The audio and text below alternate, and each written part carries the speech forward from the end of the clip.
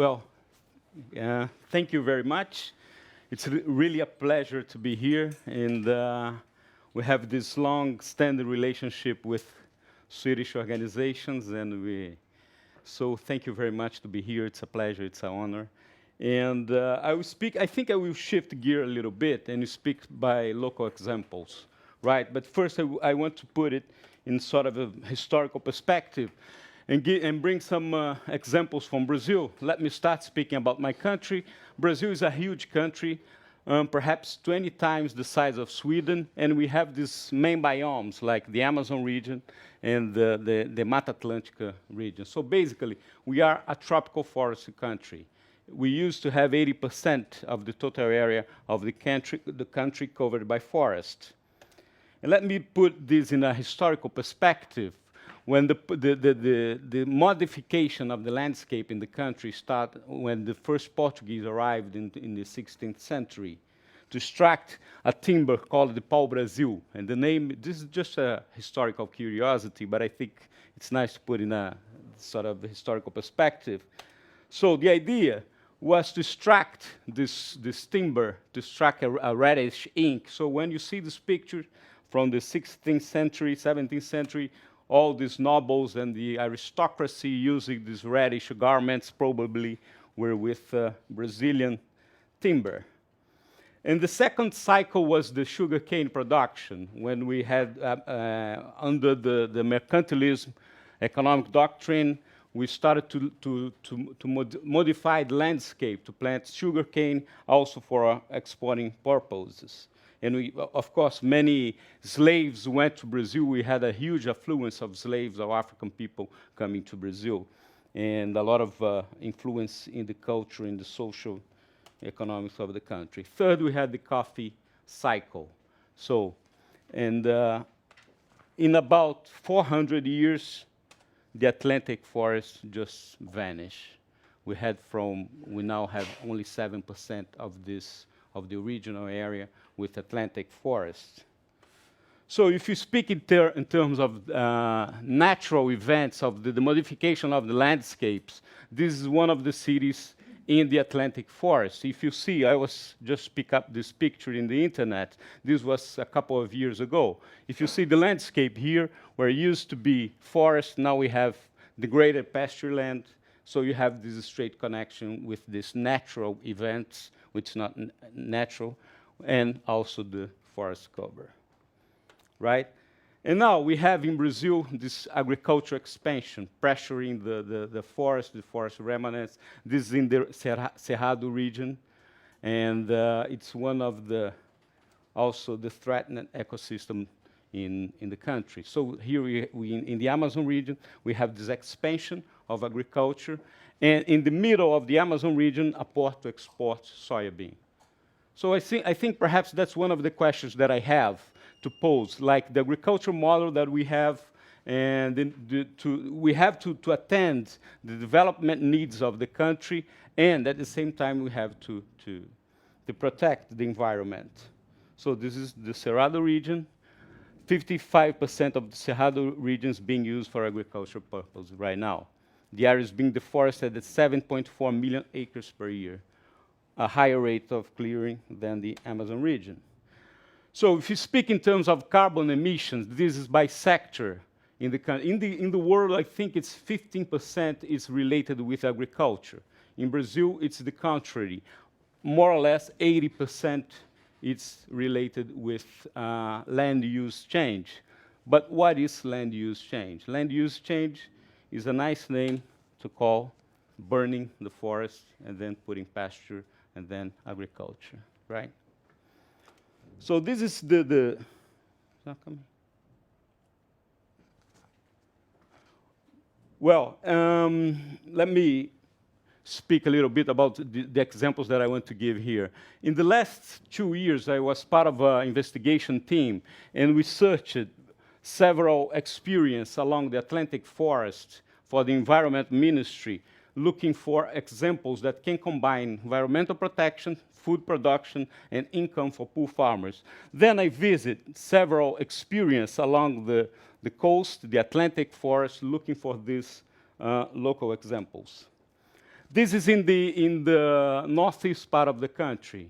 This is sugar cane production, how they prepare the soil, and which is claimed as a green energy source. This is for sugar cane.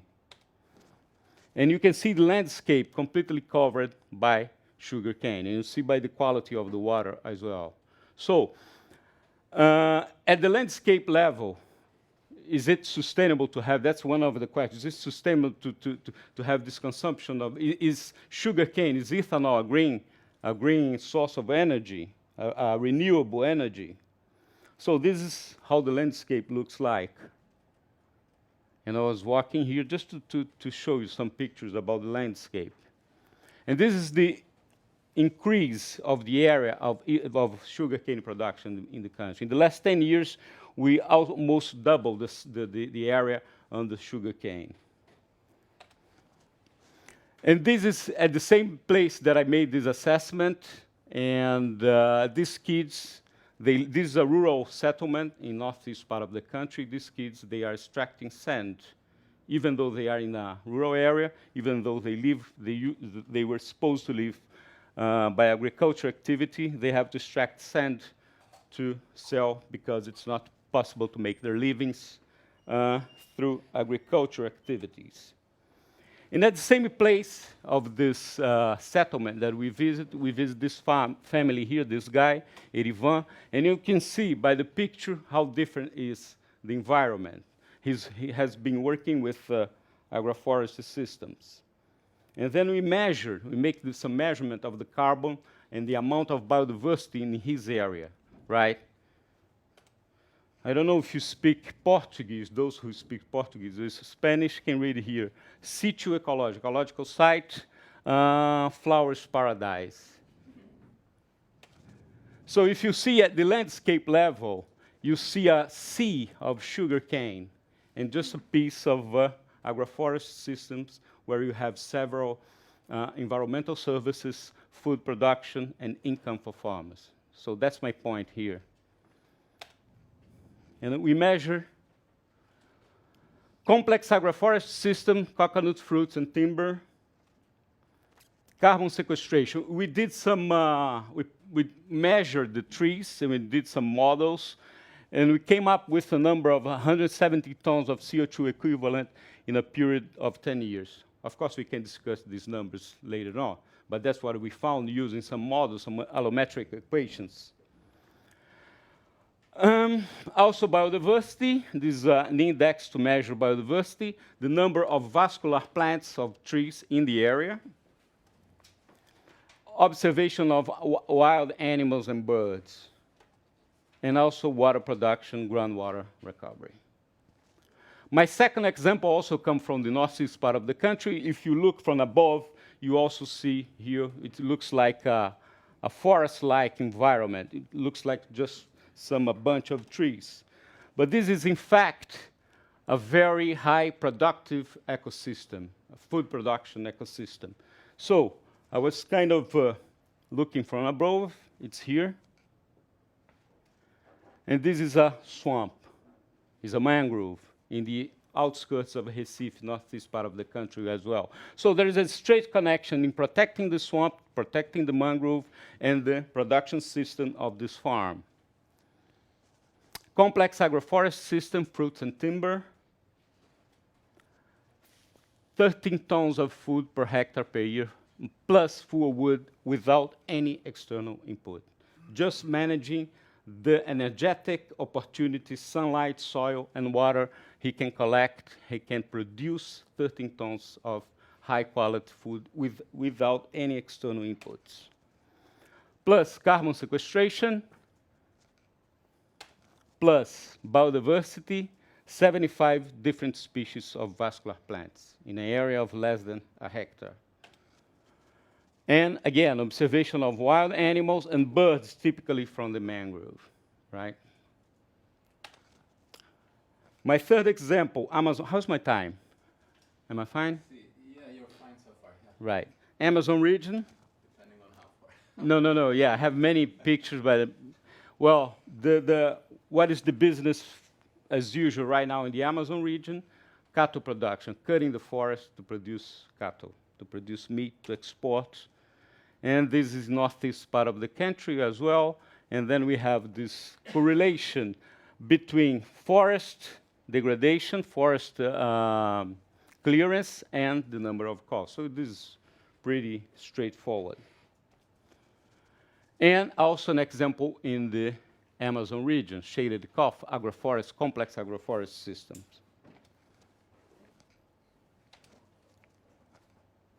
So we measure also the family of the farm of this guy, complex agroforest system, fruits, coffee, cocoa, timber, Brazil nut, etc., etc. 350 tons of CO2 equivalent in a period of 10 years. Biodiversity, 54 species of vascular plants.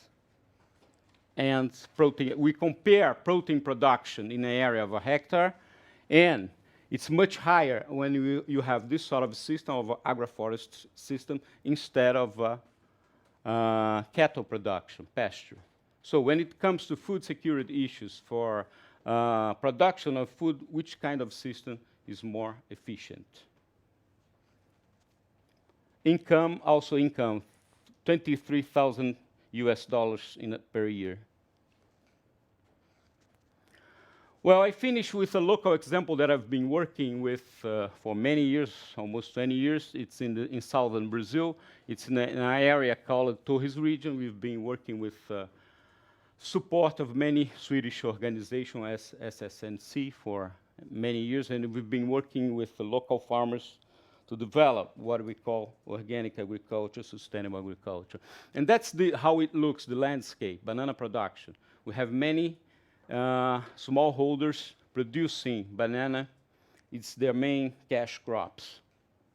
So when we arrived there, that was the picture that we saw. So we start to stimulate farmers to do this. And this is the best part of my presentation so far. So they start what? To recover the land. Instead of just banana production, we start to mix it with several trees in a sort of a forest-like environment. The idea here is to recover the forest, to recover the function and the structure of the forest, and at the same time to produce food. So that's what we've been stimulating farmers. It's really cute, isn't it?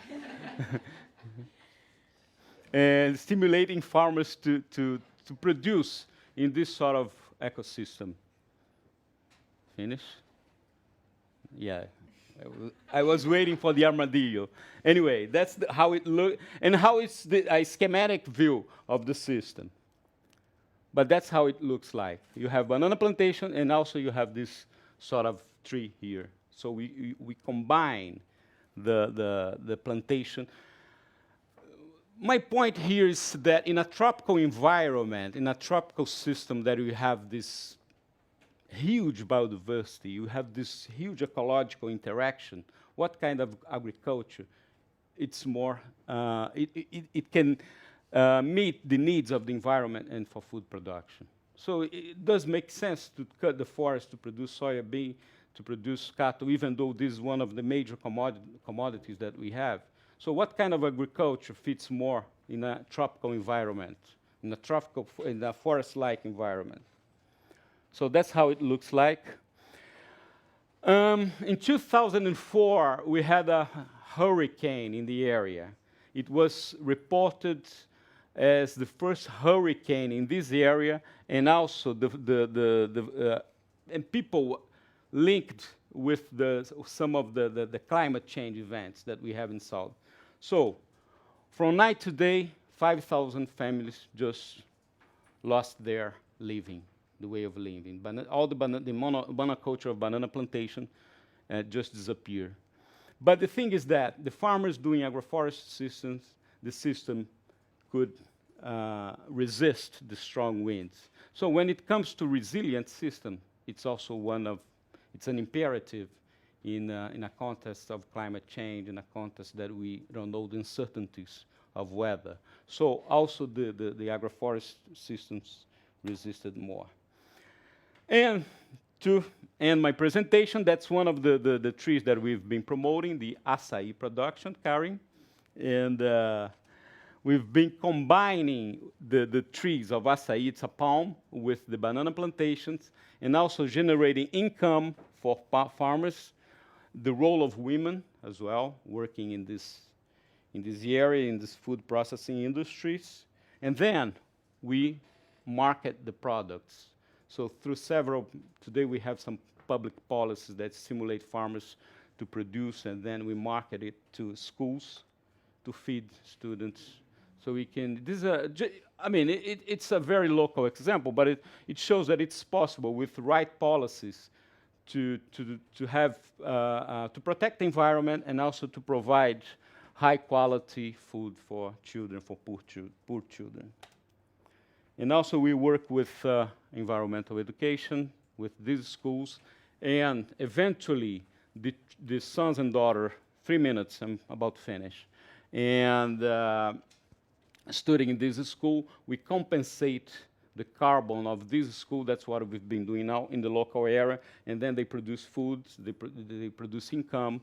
So what we call a virtual cycle of production and consumption. Of course, I'm talking at the local level. This is one of the projects that I was talking about, zero carbon schools.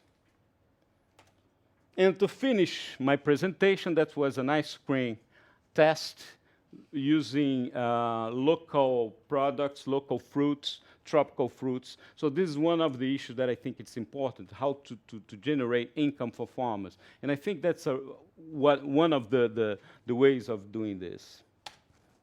This is the acai ice cream. Thank you very much.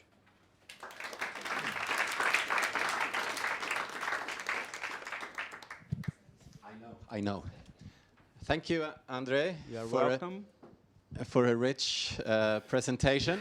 And quick. And rich and quick. And one of the graphs that, one of the graphs you didn't show that I think all of us are wondering is there a graph of the kind of farmers using these technologies? And I mean, the number of farmers using agroforestry, are they increasing in numbers? How is that? Can you say something about the development of this non-business as usual farming activities? Yeah, sure. But sure. save that until we have other questions all the way back and maybe somewhere in the front benches as well. No? I'll throw it all the way to Haile Mariam in the very back. And then there are others nearby. Just a follow-up to Olof. Actually, what is the main constraint for adopting such type of agroecology type farming practices? The main constraints. Yeah. Okay, let's have, was it Anna as well? Yeah, okay, maybe I should introduce myself. Anna Tengberg, and I have worked a lot with financial mechanisms to the MEAs. Anyway. Okay. Anyway, my question, is about sugarcane.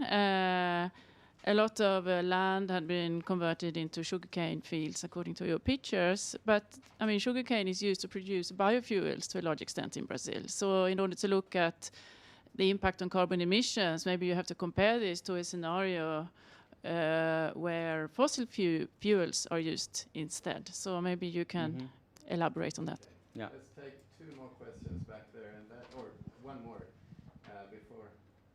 Yeah, I will not let Madeleine this time. Was it you as well? You, okay. Yeah, you're allowed. Should I start? Matthew. Just a quick question. Those complex agroforestry systems seem so good. Are they in fact better than the forest that was there in the first place for providing for the needs of the populations that live nearby? Okay. I'll help you if you forget. No, I'm fine. I have the last question. My name is Torsten Selander from the Forest Agency here in Sweden. I have a similar question, I think, as Hailo. Yeah. I was wondering whether you have looked into the labor requirements, labor intensity, and what is required to establish these agroforestry plots, if you like, compared to business as usual. Yeah. Can I go? Well, first to answer your question, the country is living now a peak of development. So in agriculture, it's not the. I mean, it's important for the government, but the whole idea It's like following the same example as Europe, United States, Japan, etc. All these developed countries, like less people working in agriculture. So we have this structural situation, like less people working in agriculture, even though the smallholder sector is still important to the country, right? I don't know if I answered your question, but the thing is that there's the general trend in the country right now is development. We have to develop and we have to develop. And the idea, the basic idea of development, of all development models around the world is what? Urban and industry. Urban. So Brazil is the same. All countries following this development pattern, we are following the same idea of people in the cities and a few people working in agriculture. So there's no way. So we try to solve some contextual issues, but we have this structural problem, right? So in terms of farmers adopting, well, there is a lot of policies right now, but at the same time, we have contradictory policies. At the same time that we have policies to support smallholder agriculture, we have many other policies to support, to promote export commodities like cattle. So we live under this dichotomy, right? In terms of ethanol production, and that we had to look for the consumption of, I mean, the alternative. It's an alternative to fossil fuel. I think the whole concept of producing energy from biomass, it's spectacular. I like it. But the thing is, how are we producing this energy? I don't see any problem to, I mean, we need energy. We have to have a source of reliable energy. But how we are doing this? I don't believe that this is sustainable. Because if you count how I mean, if you put the whole balance, like cutting the forest, using fertilizer, pesticides, taking this amount of energy, shipping to Sweden or to Europe, I don't believe that the balance, it's very positive. So, I don't know, I think most of these metrics that we do, it's kind of bias. I don't know if you... And related with labor to agroforest system, I've been doing a lot of studies. I've been working with farmers doing for agroforest system for more than 20 years. And at the beginning, it's more labor intensive. But when you have the system established, it's less work. So it's too good to be true, but it's good, I'm sure. And this farmer, for instance, the last one that I showed, not the last one, the one with close to the mangrove area, he works just 3 times a day, 3 days a week, just collecting the fruits. Of course, I think the trick here is the connection that these farmers, that they have to market opportunities. It's not the technical issue of how to produce, but the thing how to market the product is much more important than the product. Thank you very much. Okay, thank you, André.